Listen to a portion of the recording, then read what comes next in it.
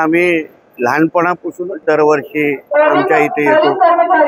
आमच्या कोकणामध्ये या जत्रेंचं एक आगळं वेगळं महत्त्व आहे आणि या जत्रेंमुळे एकंदरीत गाव एकत्र येतो। त्याच्यामुळे मुंबईचे आमचे सगळे नातेवाईक आमच्या गावाकडे येतात आणि एक वेगळं भक्तिमय वातावरण त्या गावामध्ये पाहायला मिळतं।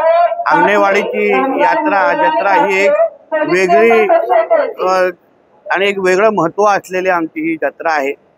वर्षानुवर्ष इथे भाविक मुंबईकडून महाराष्ट्राच्या कानाकोपऱ्यातून इथे भराडी देवीचं दर्शन घेण्यासाठी येतात आणि आम्ही ही सालाबाद प्रमाणे न चुकता आईचं दर्शन घेण्यासाठी इथे आलेलो आहे आणि नतमस्तक झालेलो आहे। काय कारण आईने जेव्हा जेव्हा काय मागितलेलं आहे भरघोस दिलेला आहे, भरभरून दिलेला आहे आणि 2024 वर्ष हा भराडी देवीने आम्हा राणे कुटुंबीय असो, आमचा भारतीय जनता पक्ष असो, आम्हाला सगळ्यांना भरभरून दिलेला आहे।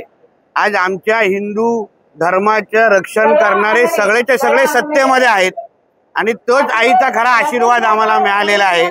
आमच्या धर्माकडे वाकड्या नजरेने बघणाऱ्या सगळ्या लोकांना आईने घरी बसवलं आहे आणि म्हणून आईचा आभार मानण्यासाठी आज ह्या वर्षी मी आलेलो आहे। संगमेश्वरच्या ज्या कसबामध्ये संभाजी महाराजांचं पकडलं महाराज, त्या ठिकाणचं स्मारक गेल्या 40 वर्षापासून रखडलेलं आहे। ते स्मारक पूर्ण होण्याच्या दृष्टीने काय प्रयत्न आपण त्या दृष्टिकोनातून आदरणीय देवेंद्र फडणवीसजींनी तिकडे आम्ही ही सगळी माहिती पोहोचवलेली आहे। आमचे माजी आमदार प्रमोद जठारजी ह्या बाबतीमध्ये सातत्याने प्रयत्न करत आहेत।